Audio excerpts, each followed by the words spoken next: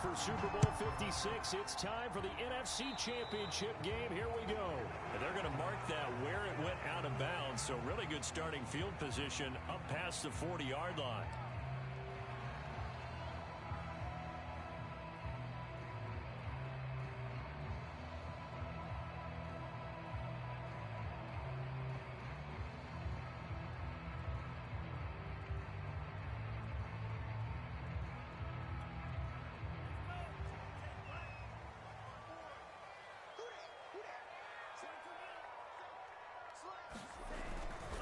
Lance, a give now to Sermon. And not the start he was hoping for there, as he'll maybe get back to the line of scrimmage, and that's it. Call it no gain on the game's first play. And it's second down now.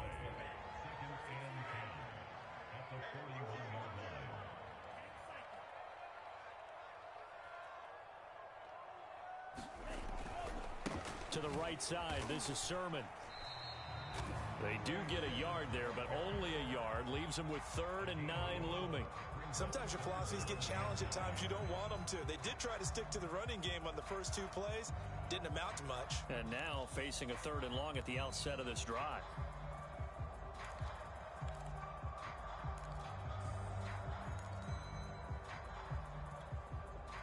So trouble already here on their opening drive. This is 3rd and 9.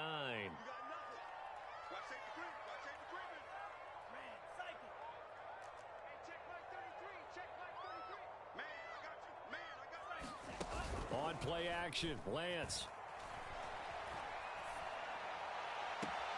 Toward the sideline. Did he keep the feet in? Yes, he got them both down, says the side judge. And that's good enough for a first down. A good pickup there, 26 yards. So from Seahawk territory now, it's 1st and 10 at the 32-yard line. They give to Sermon out of the gun. And inside the 20 before he's brought down. Back-to-back nice gains. That one for 14 yards and another first. That's his longest run of the first quarter. And, Charles, we talked before the game about them needing to establish the run game. They'll be looking for more of that. And they got to the perimeter. So that tells me that that's part of the game plan of what they want to get done today. So they'll have some complementary runs where he'll run it to the inside. But it appears that when they want to contact before the flag for pass interference. And trying to avoid pass interference is so difficult. You're trying to slow down these skilled receivers, and somehow, some way, they make plays on the football, and sometimes you're there too soon. Now on 1st and goal, a chance to get a leg up in this NFC title game.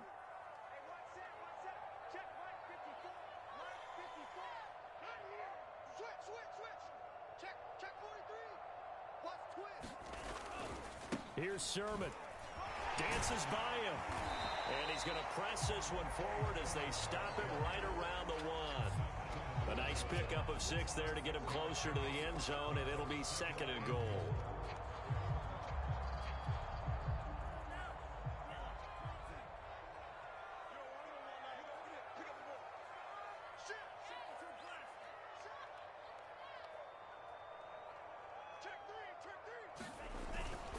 Sermon.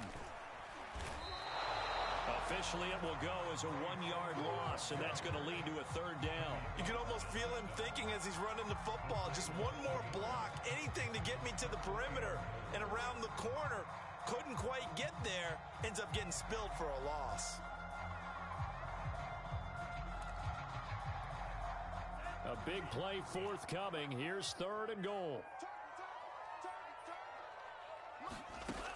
Shotgun now for Lance. And he takes a shot on the release as this will be incomplete. So they opted to pass for it on 3rd and goal. Let's see what they do on 4th and goal. Well, I think they threw it with the idea that if they didn't get it, they would go for it on 4th and goal. So they've got another play in their pocket. They're going to have to call it right now. No field goal here. And they'll go for it. Lance. Touchdown 49ers. Trey Sermon from a yard out. And the 49ers have struck first in this NFC title game. Gold able to tack on the extra point. And that makes the score 7-0.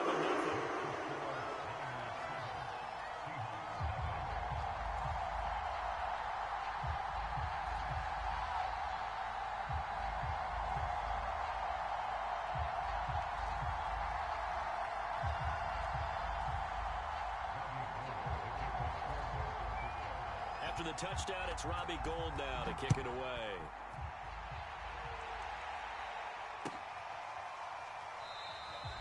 And this will not be brought out. It's a touchback.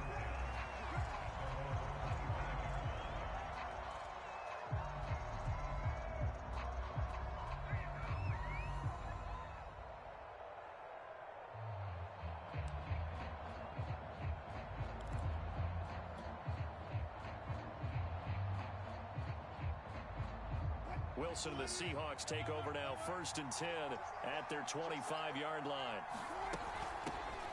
This is the Oklahoma State alum, Chris Carson. And he's taken down but able to slip across the 35. Right off the bat, it's a 1st down to start the drive, 12 yards. The running game fully in sync, 1-11 on that play. And sometimes it comes from the offensive coordinator, understanding what he thinks the defense is going to do and dialing up the perfect play.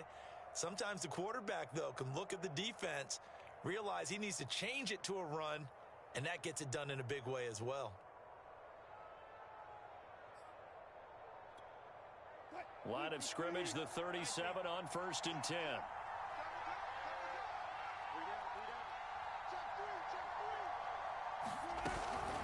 Here's Carson. And this will be stopped at the 44. That one good for 7 yards. A nice run here early on. It doesn't take a great play caller to realize you want to establish a guy of his caliber with runs like this early because they'll pay dividends as the game progresses.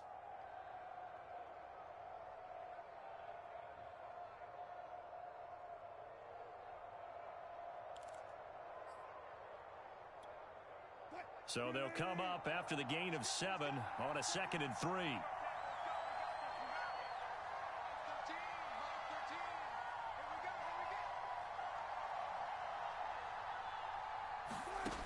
Now Wilson. That's caught by his tight end, Gerald Everett. And this won't be enough to pick up the first. A gain of 2, 3rd and 1. I know sometimes we can get fooled when we watch him make catches, as we just saw him do there, because he really looks like a wide receiver the way he goes about his business. Yeah, 230, 240 range. Yeah, not super huge. Maybe not counted on to be that inline point-of-attack blocker that we used to have in the good old days, but you can flex him out. You can run wide receiver routes with him. You can make him a primary target, and that's how he'll shred a defense. So from inside Niner territory now, this is 1st and 10 at the 39-yard line. Throwing is Wilson. He rifles one that's intercepted. T.J. Green with a pick.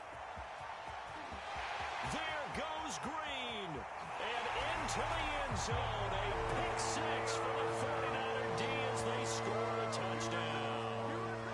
And we'll see if that pick 6 looms large as this game continues, because we've seen plays like that alter a lot of playoff contests over the years. I would agree with that totally, and you often think to yourself, why do they alter it so much? Because after games, don't we hear coaches and players say, well, one play doesn't usually determine the outcome?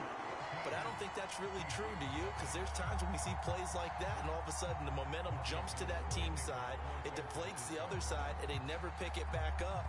And then things really go from there, don't they? That's the thing for me. We talk about momentum changes. A play like that is the ultimate momentum change.